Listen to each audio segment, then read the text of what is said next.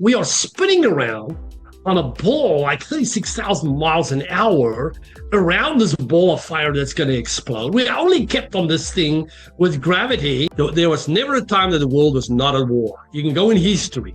Politics has never been calm. It's not designed to be calm. So if you look at these things to make you feel better, you're going to be in deep trouble. You got to become intentional to create places and times where you can step away from being controlled, focus on the 20% you can control, create just periods where you can pause and step away and disconnect and just become real. Welcome to Normalize the Conversation. I'm your host, Francesca Reicherter. Today, I'm joined by licensed clinical psychologist, global speaker, and professor, Dr. Henry Venter. In this episode, we explore how constant exposure to negative news, known as doomscrolling, and the pressure of constant online connection contribute to rising loneliness and emotional disconnection. We dive into the importance of purpose, connection, and how to reclaim agency in a digital world that often leaves us feeling powerless. If you've ever found yourself stuck in a scroll spiral, this conversation will help you break free and reconnect with yourself and the world around you. Thank you so much for joining me today. I'm really excited for our conversation. It is so timely for me. But before we begin, I want to check in. How are you really? I'm good. Having a great summer. We got lots of rain here in North Carolina in the mountains. And it's just a beautiful summer thus far. Oh, I love that. The weather makes such a difference. I know for me, when I get outside and just having a nice summer, having fresh air, having this kind of the greenness around me and the beauty of the world, things feel a lot less heavy for a moment. Yeah. Here we just have to get out early because once the humidity sets in, it's you got to get out. So yesterday we were out early, fighting back because over here, if you let things grow, it just grows. It tweezes everything. You literally just have to cut back.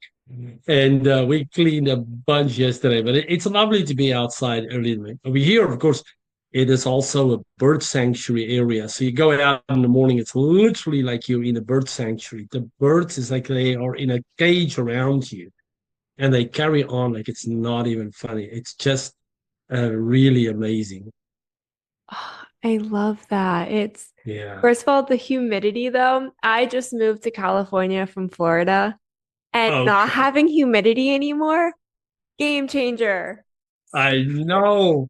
I've been in California 25 years and I know what dry heat is. It gets hotter than over here, but you don't sweat as much. Yeah. Over here, when it's 90, like I go to Atlanta a lot where my daughters are, and we work there for 2 weeks, and just a little bit, and you're like completely drenched. While they're in California, I think that's what makes the heat in California more dangerous because you don't sweat. You just get, hotter and hotter, and you don't realize this is actually we should get out of here. But we got used to that dry heat more. So I think I've been here 4 years now. Yeah, it's like a whole different climate system you got to get used to. So, but it's what we do. Yeah. Oh, it's so different adjusting. I've noticed that too. It's like, in Florida, I really feel the heat. I'm sweating. I know that I'm overheating. I know that I'm dehydrating. I know I need to go inside, have some water, get out of the sun. Here, I'm on a walk and I'm just like, the sun feels warm. Everything's great. And I come home and I'm completely sunburnt. And I'm like, well, I didn't take care of myself at that moment. Exactly. Yeah, we really do long distance hiking, and you'll see a lot more hikers get in trouble in California, Arizona, in the heat because they don't realize that it's actually very hot. Because over here, you're quickly going to stop because you're going to sweat so much, you're going to turn around. So, no, this is too much. But that heat, we had to be so careful when we hiked because it would be just, you don't realize that it's getting hotter and hotter and you need to drink more. So it's definitely a difference hiking there. Although my last hike was at the coast and the Lost Coast hike in North California coast.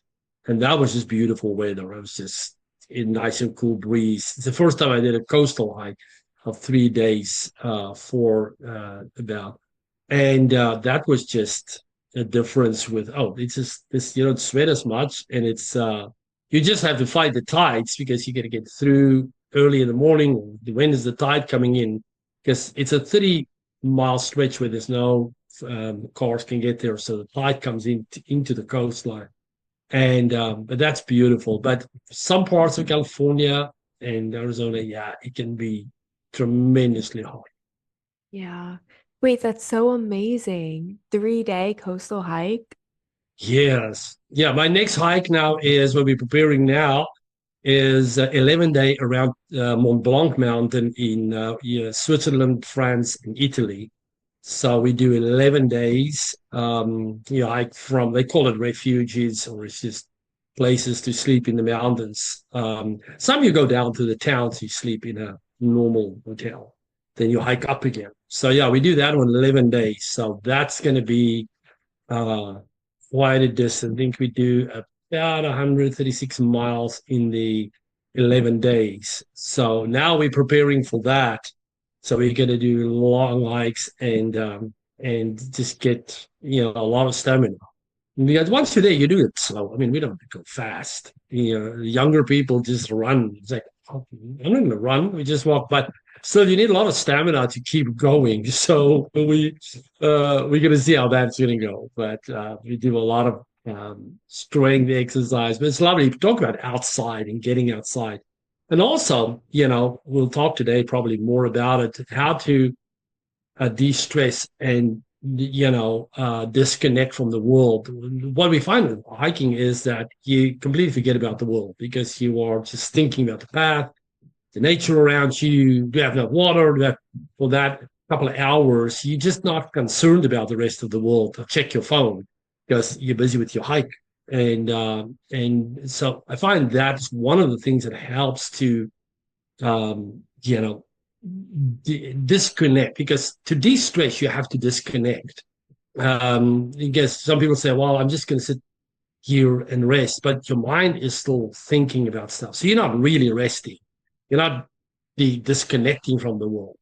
Or nowadays a lot of people, well, I'll just sit here and relax, and they sit on their phone. Well, you're connected to the whole world and everything that goes on, because this phone now, you can't call it a phone anymore.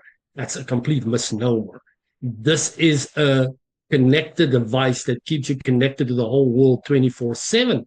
It's a wonderful instrument, but is becoming a big danger for us, because a lot of my clients, have a hard time even going to bed without watching their phones and scrolling through them, keep on scrolling.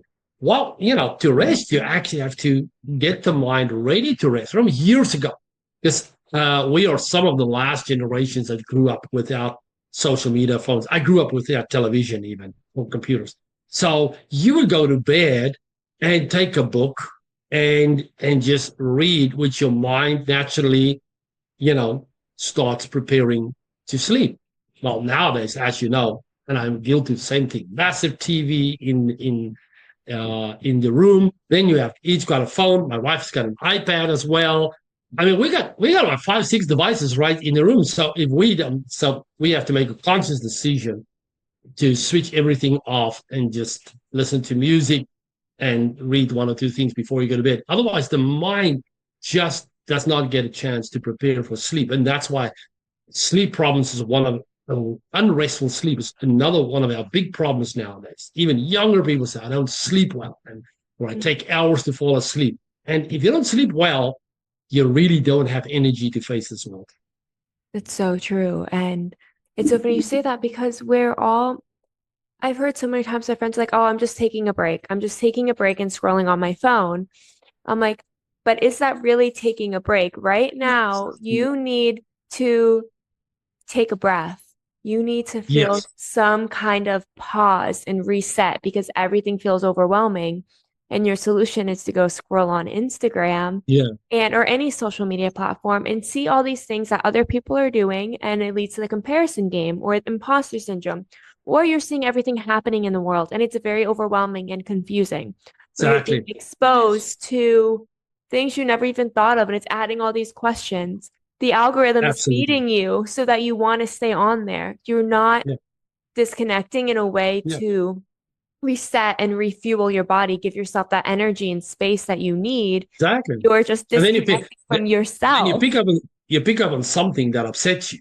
Because remember, the media, that's what the media and anything they post on any platform, the titles and everything is designed to get you to read. So I make a study of looking at a title of something on one of my feeds, be it my Google feed, my Chrome feed, or my YouTube feed.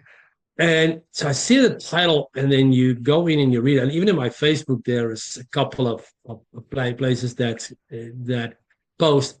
And what you read is not at all what the title was. It's just to catch you, to get you up.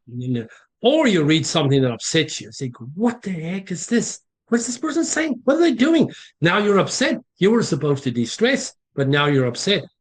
And so but we don't have a lot of rituals anymore to relax without media. Because remember, our brain always makes associations. And so whatever you do, the brain makes association. If we sit still, I need my phone. Pretty soon, that has become an association that your brain makes. The moment you sit still, it wants whatever makes it feel that we are okay. Be it from that's why you see even people go in a restaurant. I love watching this in a restaurant. Two people go in a restaurant, so they can have a meal. So years ago, there would only be candlelight and music. Well, I go and I listen always. There's about no music in restaurants anymore. And then people sit down, two people, and then they take their phones out. Yep. And they take their phones. And I want to go up to them and say, but this was supposed to, I'm not supposed to meet and talk and to look at each other. But they literally, and it's just amazing how people cannot disconnect from this new connection to the world.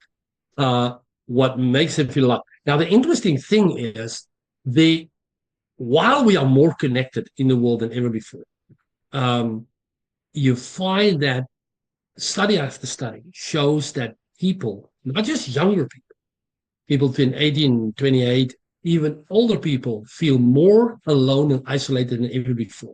They take studies in places like Seoul, where you have a lot of young people. So you think a lot of young people, they got a mix. The levels of isolation is even higher in cities where they're connected to the internet. There's a lot of people there. They do not go out and connect. And therefore, it pushes them to find some connection online. But remember, we call them followers. Or in Facebook, we call them friends. I've got people there that I look at it. I don't even know you. I never knew you. But why are we friends? We don't even connect. We don't talk. So we can't really be friends. It's fake friends. I mean, 90% of the people that you're connected to, that's called friends, is fake. And following people, well, what are you following? You just watch what they post, but there's no connection with that person. So it is all pseudo connections, which does not really fulfill the psyche to make it feel like you and I now have a connection. We're seeing it, we're talking. And we're going to have much more out of this conversation after we're done. We're going to, how I talked to Frank today. Oh, it's really, now we're in the connection. Now, if we start emailing, we know each other, and we start looking at each other. So we made a connection. But if I just go in, oh, here's a guy, let's follow him. I don't know him. He doesn't know me. What am I following? It's just and now that with AI, of course, a lot of the stuff, they even put artificial voices in. This doesn't even have the time and energy to make their own voice. It's even an artificial voice. So it becomes fake connections, which leads to an existential anxiety or existential loneliness and isolation. That deep down, I know I'm not connected, but I desire connection, but I've lost the ability to go out to places and make connections. Yes, so true. And here's the thing. We think it's connection. We think being online is connection because that's how it's being sold to us. That's what they're teaching us. Go online to stay connected. And like you said, you oftentimes don't know who you're following. They don't know you. And then there's this pressure to be following less accounts than that follow you, right? Or follow people back if they follow you. Yes, And yes, yes, it's just all this pressure around it and social expectations. So something yes. that's supposed to be about staying connected becomes something that just adds all this extra pressure and stress into your life. You're trying to figure out how to show up in a way that makes people want to continue to follow you, right? So you're losing connection from yourself, or at least I'll say that for me. When I was so hyper focused on how I can make content good enough for people to want to follow me and see what I'm Yes, doing and like and engage or whatever it was, I was so disconnecting from myself because I was worried about everyone else's opinions and perspectives. exactly. Yeah. And then I So just felt so isolated because no one knew me. They knew this version of me that I wanted them to see so that they would like me. And it's exactly. Yeah. So you even lose connection with your own authentic self because the version that a lot of people present in their on their social media platform is so curated. That's not really them.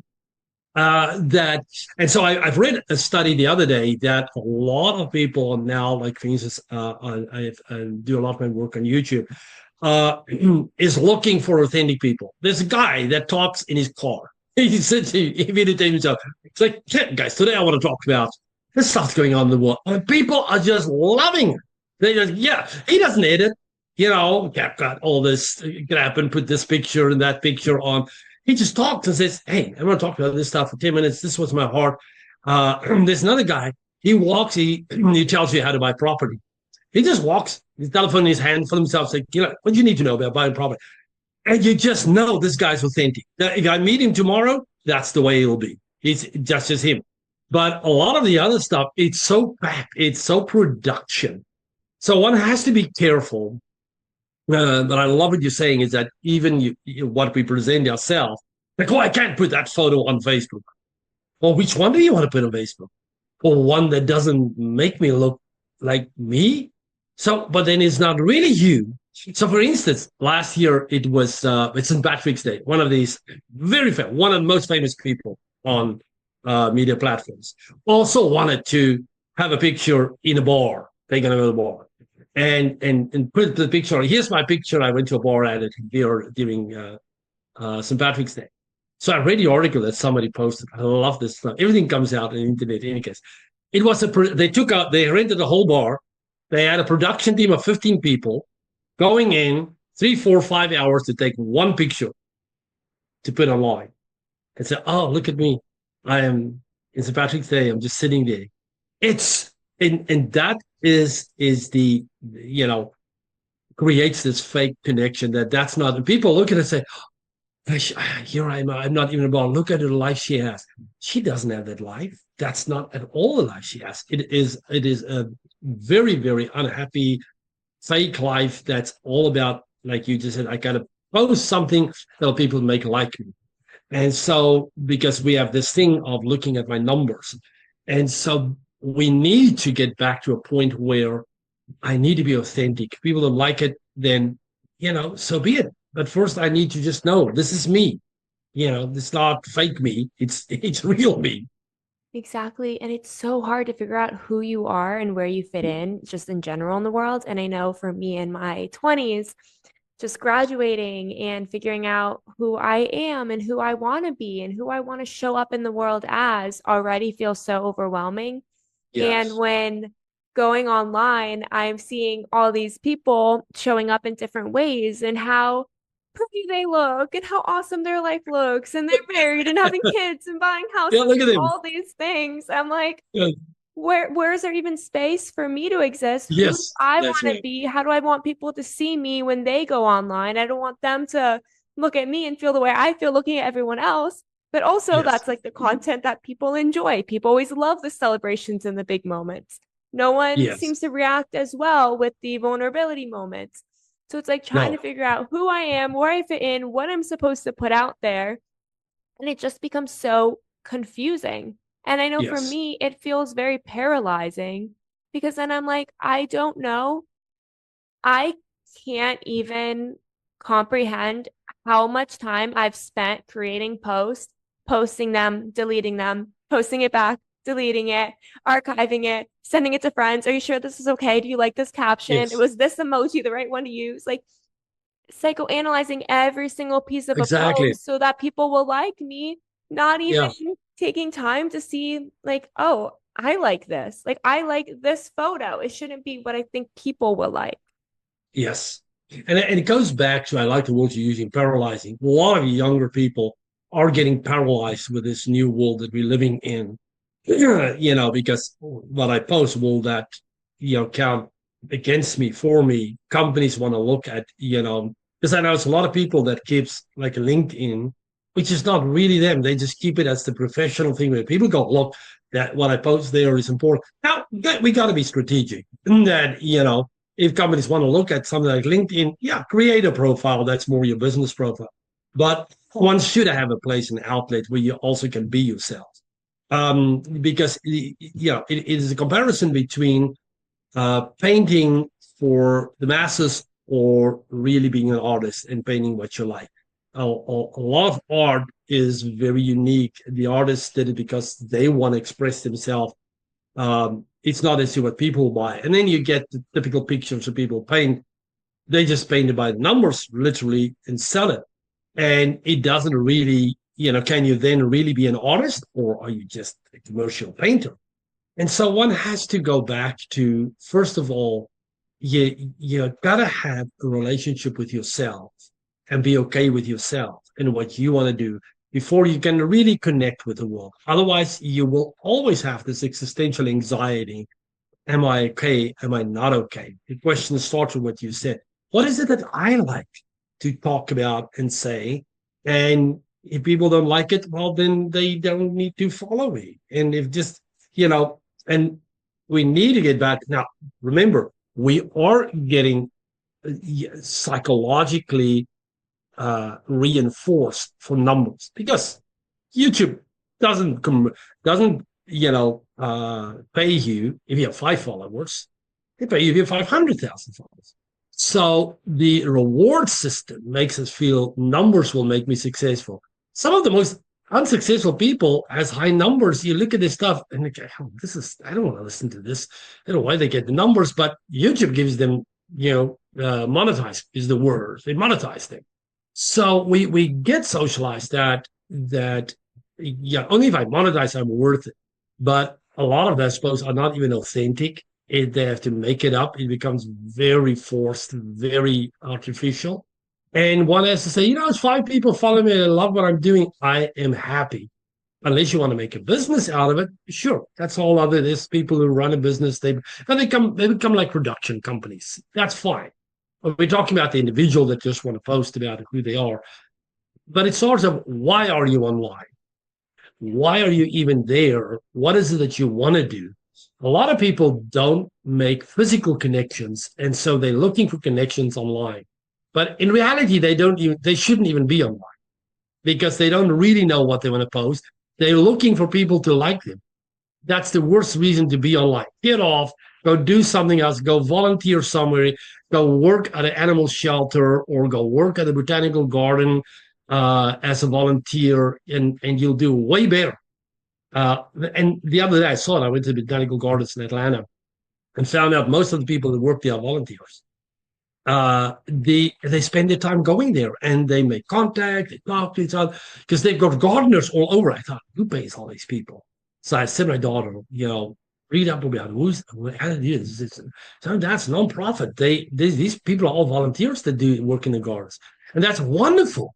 Go to a place then where you make physical contact, but because if you don't know why you're online, or you're online because you feel I want to get people to like me and then I'll feel better about myself, you are in deep trouble because that's not going to happen. The Yes. opposite will happen. Yeah, showing up online when you feel lost or confused. Exactly. It just oftentimes, I know for me, it does not end well. It does not go well because I end No. up feeling even more confused and lost and judging myself up against every single other person on earth that comes up on my screen. And it feels really Right. isolating. And I've had to learn to find new tools to help me with that because it's become instinctive. It became so Yes, it does. instinctive to just open my phone and go straight to Instagram to see what's going on. It became so What's going on? instinctive, right? It became so instinctive to post something and then check 10 times a day, Yeah. every five Somebody, minutes to see who's liking, it's who's yeah. commenting. Yeah, again, and so we talk about you wanted us to talk about doom scrolling. So why are people so prone to get connected in doom scrolling? You just said that I show up vulnerable online. I show up not looking for something, but in actual fact, I'm very unsure who I am. Psychologically, I need something. Now I look at all this negative stuff and I can't stop reading about it. And it draws me in because I started showing up not being mentally strong enough to deal with that. Because you got to be mentally strong to just say, you know what, this is just clickbait. I'm not going to go into. I'm just going to put it aside. So I irregularly I'll go in and clean my whole YouTube. Not interested, not interested, not interested, because to clean the algorithm, because they'll think if you watch one thing, they think, oh, you want to paint, your house. Yeah, well, here's 100 videos of painting your house. Just one question about it. So the algorithm is not very sharp sometimes. So you got to clean out sometimes because like people got involved with politics in the last election, and some of the people are still obsessed with it. It's like, and it won't change anything. And because I have a lot of young clients, and one or two of them are completely obsessed about the election and what has happened. And the world is all over. The world's not over. In 4 or 5 years, 8 years, it will be different. They'll elect somebody else again. It cycles. Don't let the moment, completely pull you in and devour it. But you see, if I'm not sure who I am, I don't have a lot of connections, and I show up online vulnerable, I'm very prone to be drawn in by these clickbait things and doom scrolling. And now I can't stop reading. I can't stop watching the negative. And now I start believing stuff. I really start believing that the world is over, that we have lost everything, because that's some of the stuff that people post. Because, a lot of media know that they get far more reads and clicks if they make the title completely, I don't want to say fake, but blow it up to a little bit of what it's not really, to get people to, well, what's this? Because they want clicks, because the same thing with them. It shows that somebody's reading this stuff, but and that sometimes it's not even true. So I open some of them to sometimes read, since it's the field that I study, and then you read it, it's like, there's no evidence of what this title for the heading of this thing. There's no evidence. This is purely speculation. This is not even journalistic standards. It's simply to get people that's already upset to draw them in and read more and upset them more without any evidence. And we need people to start realizing that this is very, very unhealthy for them. Yeah, we do. And I was with this teen the other day. She's adorable, so sweet. My little intern, her name's Chloe. If you're listening, Chloe, love ya. She so sweet. And we were talking about, what gets people really drawn into your content. I was like, people play on your emotions. Yeah. We're sitting here looking at it from a logical place of how can we help someone? How can we take this tangible work and get people to see it? And we need to be looking at it from a place of how can we get to people's emotions? Because when people's heartstrings are felt, that's when they're zoned in, that's when they're tuned in. And it's such a hard kind of like rope to balance on, because I don't want to create content that causes a negative emotional response in anyone. But I also want to create content that elicits enough of an emotional response that draws people in to want to learn these new tools, to listen to the podcast, right? To buy the workbooks, to do whatever it is. Yes, and it's like yes, walking that line is so hard. And when we have to accept that this is not just the marketing tactic we're looking at, but this is the marketing tactic of every single person showing up online and paying attention to how it is impacting your emotions, right? I was listening to a podcast this morning, and the guy had said, like, open your Instagram right now and scroll through the first 10 things that come up and see how many different emotions hit you. It's so true. It's powerful, isn't it? Yes. Yeah. Yeah. And that will also show you what kind of things is in your feed. So it's very, very good to look at that and see that emotions.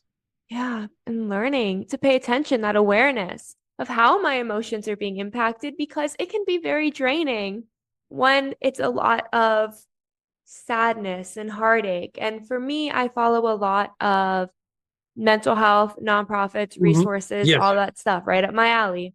However, and it's great in so many moments. However, a lot of it is so emotionally draining, and I don't always pay attention to it until I feel just so drained where I have no energy. And I'm like, what? I did Yes. nothing all day but post pictures online. Like, that's what I did. That's a wonderful point you bring up.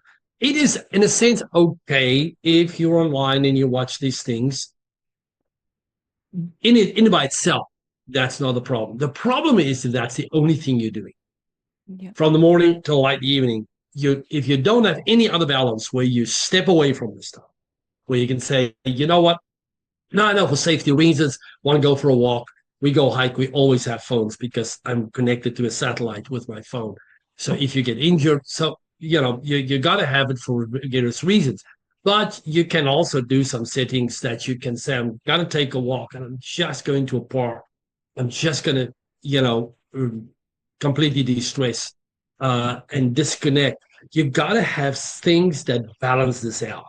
But a lot of time there's no balancing out. People are completely just obsessed about focus on these very deeply emotional setting content and being drawn in. So every person has to determine what is the balance of my life, because everything is about left, right, yin yang.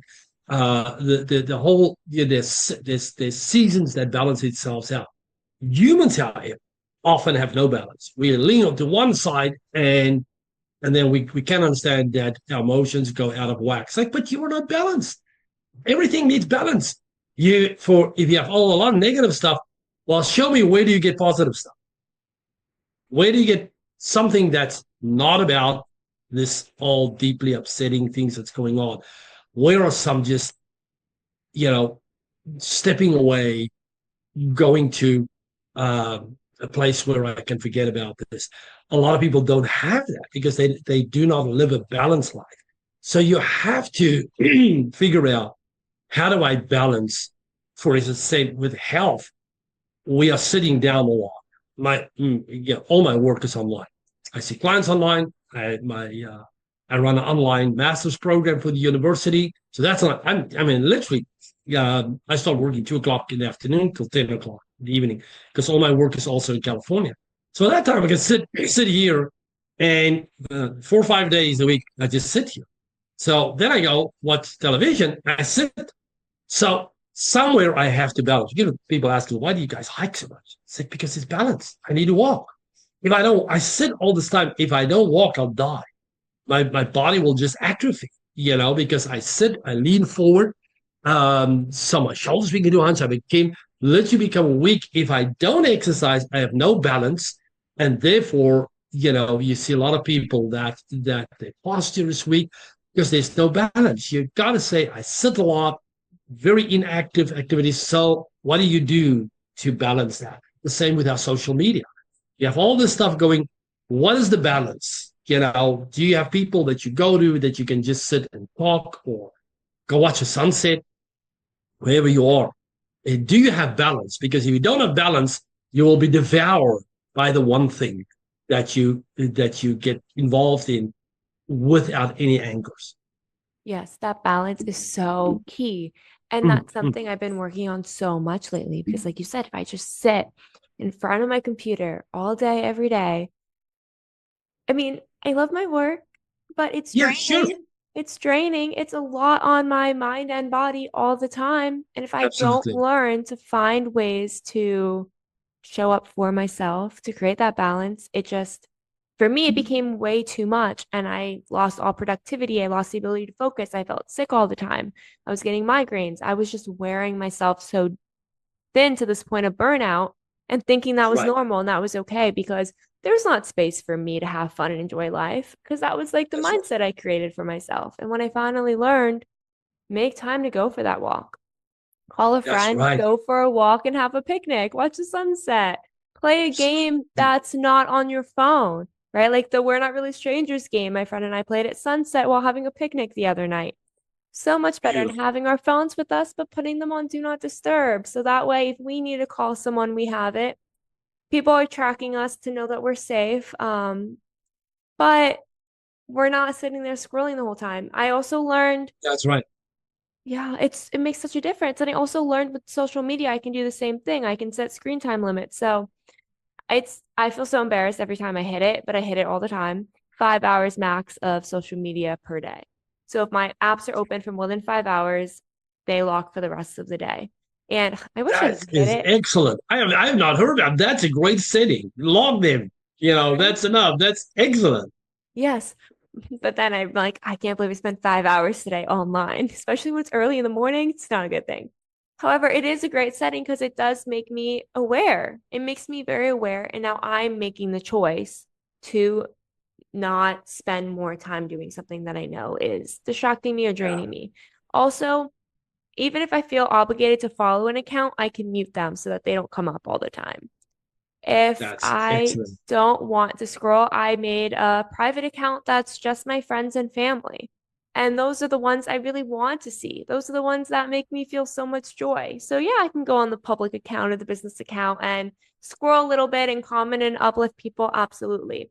But if I'm really going to be online for the most part, I want to see what my friends are doing in a way that makes me feel connected and happy, not in a way that I'm sitting there comparing myself up against people I don't even know. I love what you're saying. You see, what you're saying is, I am managing my social media. It's not managing me. Yes. So that's one important thing that's important. You got if you don't manage this new influx of information, because remember, it's like a fire hose turned on. Now, if you go in your garden, you're not going to take a fire hose and water your plants because you'll blow them away. You will have sprinklers and stuff, but the information flow that we're getting in, it's like a fire hose that will blow your emotions apart and set you. It'll take your time over. What you're saying is, I can manage it. I can put up, you know, if I know what I'm doing and I see, listen, I got to do something that I switch this phone off at night. I can't, scroll till I fall asleep because my brain will keep activating. Then you gotta step up and you're gonna do something. So that is the answer. You gotta manage your social media. And the other thing that I like what you said is you have somewhere just private for friends. That's like my Facebook is supposed to just be a close number of friends, like 120 people. And even in that 120, I now realize these people I never interact with. I'm going to get rid of them because even if it's just 30 or 40 people, but it's all people I know, and I watch their stuff, and it's family and close friends. Place where you can just post something and they know who you are. That's very important to to have that because I'm not against social media and platforms. Like I know a lot of young people that have friends all over the world because that's the new world we're living in. Where's your friends? Oh, my friends are anywhere from Japan to Hawaii and in between because we're all over the place. But they will meet and play a game, a strategy game online as a team. So it's six of them, and so in between, they will talk and how are you? And oh, this one has a relationship issue and start giving advice for each other. So it's not just we playing a game, but they are also socializing. It is the version of we getting together because there's people that know each other for a long time. They play together, so they are involved with each other's lives. So you can create social media interactions where you create connections simply just following people or making connections without really knowing who they are and there's no really interactions, it's not necessarily going to be good for you. Yes, exactly. And like you said, there's so many benefits to social media. There's so many benefits to showing up online, but it intention, intention is what makes a difference. And Yes, absolutely. for me, having that separate account where I can also post what's really happening in my life has been really fun because I I have this thing in life where I spent so much time through my teens and early 20s feeling like I had no choice, no voice. Everything was just do what you're told and try to survive through it. And then I got to a place where I was like, but what if I enjoyed any of this? Like, how can I make this fun? And when Instagram and Snapchat and everything first came out, I posted because it was fun. It was exciting. This is what's happening in my life. I want my friends to see. Yeah. And then Yes. Right. somewhere along the way, it became an obligation for business and all the fun went away. So creating That's that right. separate account, I can post whatever I want, whenever I want, and show my friends, like, That's right. this is what's happening in my life. This makes me feel good for you to see, to know what's actually happening in your life. So how can I make social media fun for myself? How can I make Yeah. being online fun? We have so much more of a choice. We have so much more control than we realize. And it just takes conversations like this, a piece of awareness, and some actionable steps to Yeah. help take away that Absolutely. piece of isolation. I like the word they're using, intentional.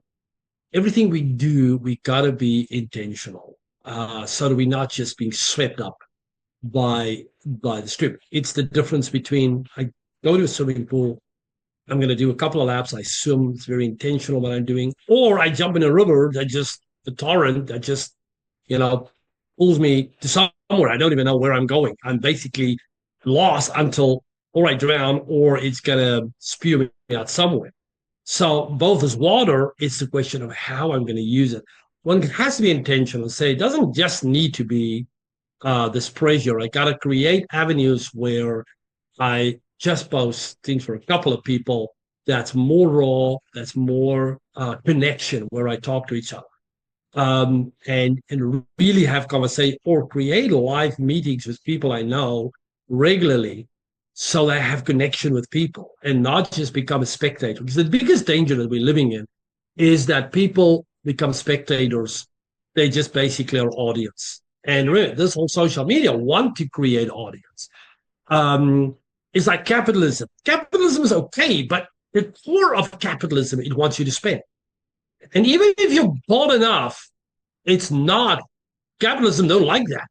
You can't just say, "Oh, I'm happy with this TV forever." No, we need to make you unhappy. That's why advertising is created years before social media. Our problem was advertising. Advertising were designed to make you feel incompetent, insecure, um, trigger your emotions. What you really, this core you have, that's the reason why you are not successful. What you need to drive is this core. And people, and it started with that. And what you need is this because they make you feel insecure. And so social media is building on that type of thing. They want people to be spectators, follow. A lot of people want you to buy stuff, so they want you to feel what you really need is this product and buy. So the whole thing is built around creating people to feel insecure. So people need to become intentional, as you said, to not just be a spectator. If you watch your social media, say, I'm just everywhere, I'm just a spectator. You're going to be isolated. You're going to be drawn into doom scrolling, watching the next thing. You're going to believe this stuff because you get nothing to counter that. Just remember, people was like, oh, everything is down the tube. Everything is so terrible. Say, just remember one thing. In 5 million years, the sun will blow up. It will completely obliterate about everything in this universe. Then it will explode and collapse in a tiny ball. Everything will go to shit in any case. So apart from that, we are spinning around on a ball like 36,000 miles an hour around this ball of fire that's going to explode. We only kept on this thing with gravity. We kept alive because luckily we have the ozone layer that's just very thin. It can go in anything. And then on top of this thing that spins around is actually just a bunch of, atomic bombs. There's about a couple of millions of atomic bombs in the middle of our Earth. That's what we're living on. So people are concerned about, oh, this is going down today, and this political thing is down, and this. It's like you are living on a calamity. If you want to worry, I can make you worry. Everything is going to go. So if you don't accept that the world, and then by the way, the world has never been at peace. There was never a time that the world was not at war. You can go in history. Politics has never been calm. It's not designed to be calm. So if you look at these things to make you feel better, you're going to be in deep trouble. You got to become intentional to create places and times where you can step away and say, Even though all these things are so bad, I can't control it. I can only focus on what I can control. So my room, can I make this room a more calmer place where I can interact? My activity, if I leave my room, can I make that an activity that is more calmer, more productive? My connection, that's all. I can only focus on what I can control. So we got to step away from being controlled to take control over what we can control. Because 75% to 80% of the world around you, you cannot control. Absolutely. Because exactly like you said, we get into that spectator role and we're just That's watching right. the world pass us by.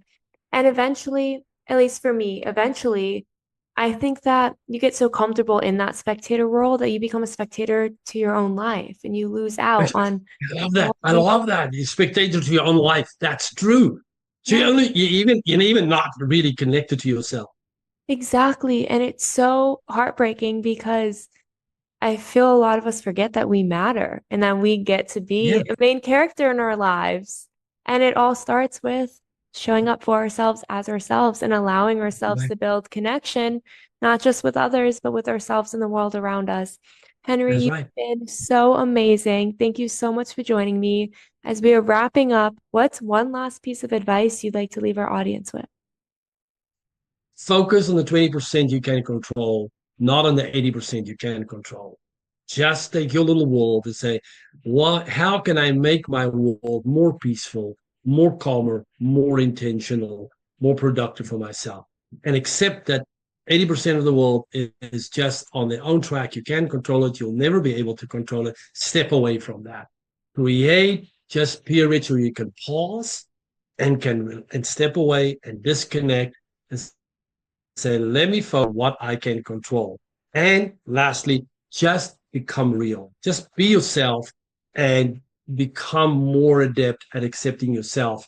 Because if you don't accept yourself, nobody else is going to accept you. You, in any case, even if you create a fake curated image, you will not be happy with it, and people will pick it up. Just accept yourself and start saying, what am I doing for fun? How can I enjoy what I'm doing? um, and and have more intentional, being more intentional about. I love that. Pause, step away, focus on what you can control. Be Mm. yourself, accept yourself. That's like the formula for life. Thank you so much for listening to Normalize the Conversation. Don't forget to subscribe, rate, and review. This podcast is an initiative of Inspiring My Generation, focusing on normalizing the conversation, bringing education and awareness to the forefront, and amplifying global voices to spark change and hope. Inspiring My Generation is a 501c3 nonprofit organization on a mission towards suicide prevention through awareness, conversation, education, and support. Connect with us on Instagram at Inspiring My Generation and visit our website inspiringmygeneration.org to learn more about our work and how you can make a difference.